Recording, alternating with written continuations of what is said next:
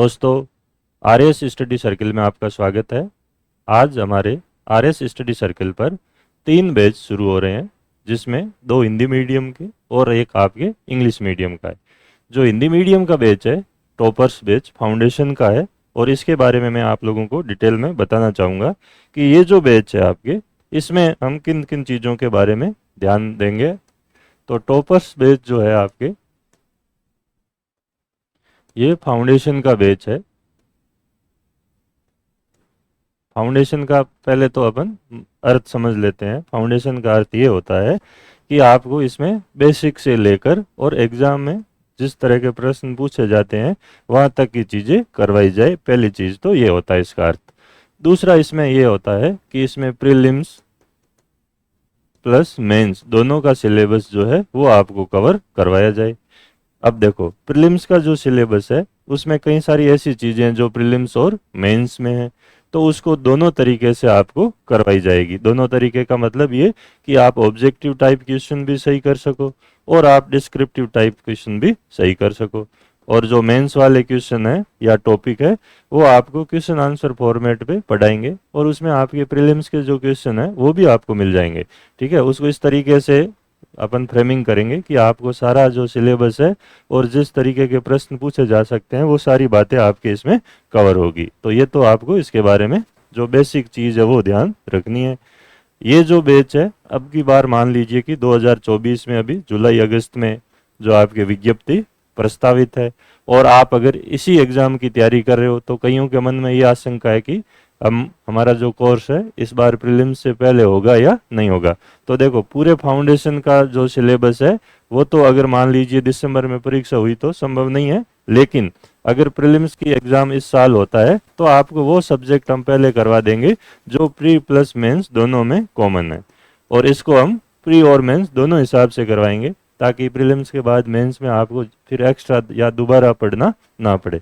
तो प्रीलिम्स के सब्जेक्ट आपके पूरे कवर हो जाएंगे। हम वही बेसिक सब्जेक्ट ही पहले करवा रहे हैं, जैसे इतिहास है, राजनीति विज्ञान है, जनरल साइंस है, साइंस एंड टेक्नोलॉजी है, इकोनॉमिक्स है, राजस्थान है ये, और साथ में रीजनिंग और मैथ्स जो है वो आपको करवा देंगे ताकि प्रीलिम्स में आपको कहीं दिक्कत ना हो। तो इसमें बिल्कुल आप लोगों को चिंता करने की आवश्यकता नहीं है। ये जो टॉपर्स फाउंडेशन बैच है इसमें आपके प्रीलिम्स की टेस्ट सीरीज जो है वो आपकी निःशुल्क रहेगी, मेंस की नहीं रहेगी, सिर्फ और सिर्फ किसकी रहेगी, प्रीलिम्स की रहेगी। ठीक है, और इसका जो टोटल ड्यूरेशन है वो आपके लगभग 12 मंथ है, और इसको आप जो है कितनी बार एक वीडियो को देख सकते हो, लेकिन एक ही डिवाइस में आप कोर्स को देख सकते हो। ठीक है, और इसकी जो वैलिडिटी है वो आपके 24 मंथ्स तक रहेगी। ठीक है, तो ये आपको ध्यान रखना है टॉपर्स बैच के बारे में। रही बात क्वेश्चन आंसर की या आंसर प्रैक्टिस की, तो हम आपको मेंस पढ़ाते ही क्वेश्चन आंसर फॉर्मेट में, तो आपके आंसर राइटिंग की प्रैक्टिस वहीं साथ में हो जाती है। जैसे मान लीजिए कोई अपन ने टॉपिक लिया, मान लीजिए 1857 की क्रांति ली। अब 1857 की क्रांति से किस एस्पेक्ट में कितने टाइप के प्रश्न बन सकते हैं, ठीक है, और उसका पहले हम 1857 की क्रांति आपको पढ़ाएंगे, पूरी चीज़ डिटेल में पढ़ाएंगे। फिर इसमें किस तरह के प्रश्न पूछे जा सकते हैं और उनकी आंसर फ्रेमिंग क्या हो सकती है, यानी कि कोई भी चीज़ ऐसी नहीं होगी जो आपके या एग्जामिनर के जो सोच है उससे बाहर जाए। ठीक है, तो इस तरह की चीज़ें आपके कवर करने की कोशिश की गई है। तो ये तो आपके था। दूसरा प्रखर बैच है, ये आपके प्रीलिम्स का बैच है हिंदी मीडियम का, और इसमें जो है आप लोगों को हम प्रीलिम्स का सिलेबस तो कवर करवाएंगे ही, और प्रीलिम्स वाले जो सब्जेक्ट मेंस में हैं उनको मेंस के हिसाब से भी कवर करवाएंगे। तो ये आपको बेनिफिट रहेगा, क्योंकि मान लीजिए कि दिसंबर या नवंबर में प्रीलिम्स का एग्ज़ाम हो और फिर मेंस का एग्ज़ाम जैसे कई बार आगे चला जाता है, बाकी तो 3-4 महीने में हो जाता है, तो फिर उस टाइम आप वापस पढ़ो इसी हिस्ट्री को, ज्योग्राफी को, फिर आप मेंस की तैयारी कर रहे हो, तब फिर दिक्कत आती है, फिर सारा सिलेबस कवर नहीं होता है। तो हम ये करेंगे कि जो प्रीलिम्स के आपके सब्जेक्ट है उनको आपको मेंस के हिसाब से भी पढ़ा देंगे, तब फिर आपको सिर्फ वही सब्जेक्ट पढ़ने हैं जो सिर्फ मेंस में, जैसे एथिक्स है, लोक प्रशासन है, सी सेक्शन हुआ, हिंदी और अंग्रेजी हुआ, फिर वो चीज़ अपन कवर करेंगे। तो ये आपके इस बैच में जो भी विशेषता है वो ये सारी है। इसकी वैलिडिटी आपके एग्ज़ाम तक है, प्रीलिम्स का जब तक एग्ज़ाम होगा तब तक, और अगर मान लीजिए कि प्रीलिम्स का एग्ज़ाम पहले हो जाता है 1 साल में, तो इसकी अधिकतम वैलिडिटी 1 साल तक है। मान लीजिए प्रीलिम्स का एग्ज़ाम 6 महीने में ही हो गया, तो भी ये कोर्स आपके 1 साल तक चलेगा। और मान लीजिए कि प्रीलिम्स का एग्ज़ाम 1.5 साल बाद हुआ, तो भी आपका ये जो कोर्स है 1.5 साल तक चलेगा, ठीक है ना। तो इसकी जो खास बात है वो आपकी ये है। पीडीएफ जो है आपके कोर्स के साथ हम प्रोवाइड करवा रहे हैं, वो आप प्रिंट भी करवा सकते हो, ठीक है ना। सारे सब्जेक्ट की जो जिन बच्चों ने कोर्स पहले ले रखे हैं, अभी जो हमारे पिछले बैच से शुरू हुए थे, उनको वो अवेलेबल हो रही है, ठीक है ना। तो वो आपके साथ में है। इसमें आपके प्रीलिम्स की जो टेस्ट सीरीज़ है वो आपके इसके साथ अवेलेबल रहेगी। सारा एनसीईआरटी, आरबीएसई, ये सब चीज़ें क्लास में कवर हो जाती है। ये सब कुछ पढ़ाने वाले पर डिपेंड करता है कि उनकी पढ़ाने की स्टाइल कैसी है, उन्होंने कितना पढ़ रखा है, किताबें पढ़ रखी है कि नहीं पढ़ रखी है, ठीक है। या गाइड बुक पढ़ के आगे क्लास में 2-4 लाइनें बोर्ड पे लिख दिया, आपने लिख लिया और वापस चले गए, वैसा सिस्टम नहीं है।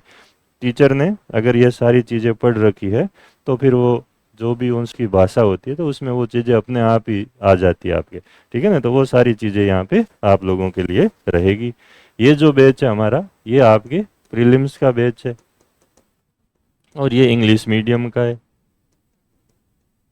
इसमें भी जो है आपके वो सब्जेक्ट हम प्री और मेंस दोनों जो है आपके उस अप्रोच से करवाएंगे। यानी जो प्रीलिम्स वाले सब्जेक्ट है वो आपके प्रीलिम्स प्लस मेंस दोनों हिसाब से जो है वो आपके कवर हो जाएंगे इसमें, ताकि आपको इसमें भी वही सब्जेक्ट पढ़ने पड़े बाद में जो सिर्फ मेंस में है, ठीक है ना। और इसकी सेम वही वैलिडिटी आपके एग्ज़ाम तक है प्रीलिम्स के, या अधिकतम 1 साल तक है। और अगर प्रीलिम्स का एग्ज़ाम 1.5 साल में होता है तो 1.5 साल तक है, ठीक है। और इसमें भी आप वीडियो को आपके कितनी बार भी क्लास को देख सकते हो, ठीक है। और लगभग आपके ये जो प्रीलिम्स वाले बैच है, चाहे हिंदी और इंग्लिश मीडियम का हो, ये आपके 6 से 7 महीने में जो है कंप्लीट हो जाएंगे। यानी इस बार अगर प्रीलिम्स एग्ज़ाम होता है आपके, तो आपके चीज़ें पहले ही कवर हो जाएगी, ठीक है ना। और साथ में आपके वीकली टेस्ट होते हैं, जितना आपने साप्ताहिक में पढ़ा है, जो जो सब्जेक्ट पढ़ा है, उसका प्रीलिम्स का और मेंस का हम टेस्ट लेते हैं, ठीक है। वो हम लोगों ने व्हाट्सएप पे ग्रुप भी बना रखा उन बच्चों का, तो उनको प्रोवाइड करवाते हैं। तो उससे भी आप अपनी प्रैक्टिस करते रहते हो, रिवीजन करते रहते हो, पता चलता रहता है कि कितना याद हुआ कितना नहीं। फिर जो हमारी बड़ी जो टेस्ट सीरीज होगी, उसमें आपके इसी तरह के क्वेश्चन पूछेंगे जैसे आरपीएससी अपने परीक्षाओं में पूछती है।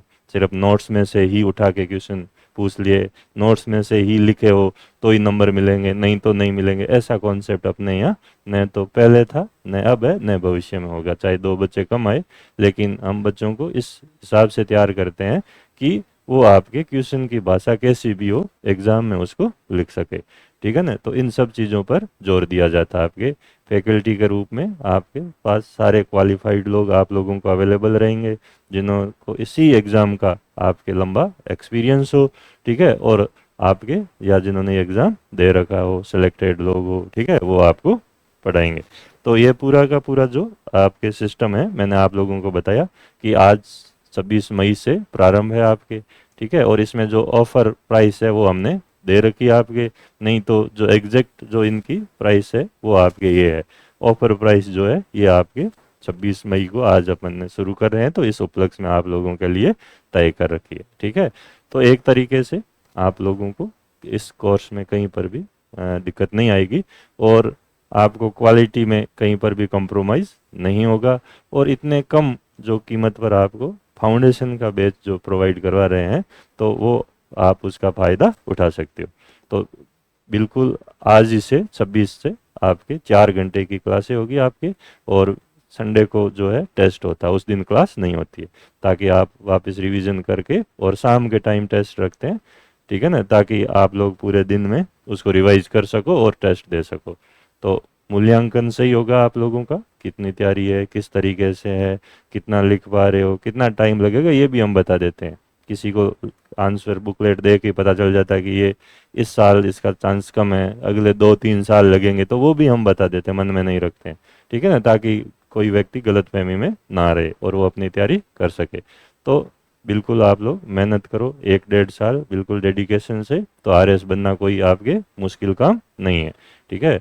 सभी लोग जो आप देखोगे इस बार आरएस में जो सिलेक्टेड हुए हैं, कईयों की डेट ऑफ बर्थ जो है 97, 98, 2000 तक भी है, तो बिल्कुल नए लोग भी आपके इस एग्ज़ाम को क्वालिफाई कर पाए हैं। तो आप लोग भी अगर ढंग से मेहनत करोगे तो क्वालिफाई कर लोगे। ठीक है, थैंक यू।